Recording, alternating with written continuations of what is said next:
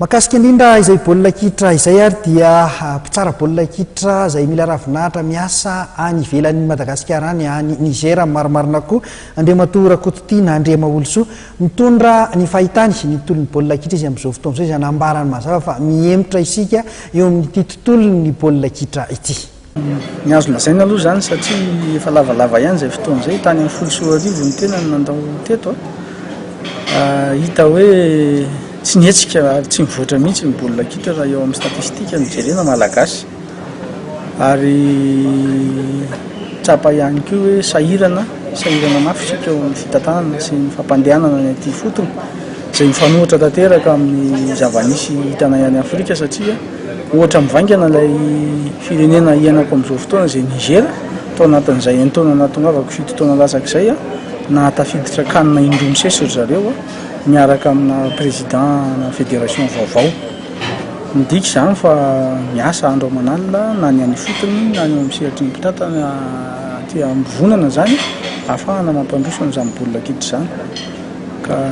ataoko hoe zava-dehibe angamba satria ny vokatra ihany moa no miteny amin'ny sehatry ny baolina kitra ary ny vokatra ihany no ahafahana ny tsara hoe izy no mahomby izy ny tsy mahomby amin'izay lafin'izay. Ny vahaolana efa verimberiko amin'ireo namana mpikirakira ny baolina kitra matetika hoe io tsy vitan'ny manova olona fotsiny fa manova rafitra dia manova fomba fiasa dia manova olona mazava ho azy zany satria rehefa hanova rafitra ianao dia tsy maintsy manova ny olona izany hoe mitady an'ilay olona mahay miara-miasa amin'ilay rafitra azahoana n'ilay vokatra foana fa tsy hoe irabe na irasoa na irakoto tsy tiako dia ho asoko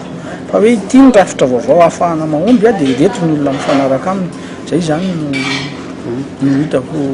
lesoka lehibe eto amin'ny raha ny toerana misy amin'izao fotoana moa zany dia ataontsika hoe taona teo amin'ny sehatry raisam-pirenena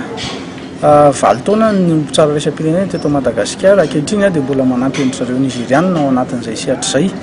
fa eo amin'ny sehatry ny fandrarana kosa nefa dia mpitatana zany tao anatin'ny FAO mpitatana tao anatin'ny GIZ miasa amin'ny coopération allemande zany amin'izao fotoana izao ilazako hoe ao amin'ny sehatra raisam-pirenena dia efa afaka mivelatra tsisy tokony hampisalasalany amin'izay sehatra izay afaka mitatana ny baolina kitra malagasy ary ataoko hoe mety manana fahaiza-manao mihoatra noho ny sasana fe moa tsy azo iambony satria tsy azo adinoina dia fiara-miasa daholo fahaizana miara-miasa amin'ireo ratsamangaika amin'ny mikarakara ny baolina kitra ary izay koa hitako mandringa aty amin'ny sehatra misy antsika eto Madagasikara satria ny any amin'ny firenena-kafa indrindra eo amin'ny sehatra raisam-pirenena avy eo ihany aty amin'ny afrikanina izay mitovitovy amin'ny contexte malagasy dia hainy tsara ny mobiliser amin'ny fanjakana sy ireo le partenariat public privé zany mandeha tsara ny azy ahafahana manampy satria dia hitanao hoe malala-tanana ny olona amin'izany fiantsoana telefona ohatra mba ahafahana mandrotsaka vola ho an'ilay ekipam-pirenena izay zavatra mety ho impossible raha eto amintsika satria tsy mahazo mifankatoavan'ny vahoaka sy ny be sy ny maro ary ireo partenera rehetra ny fédération dia sahirana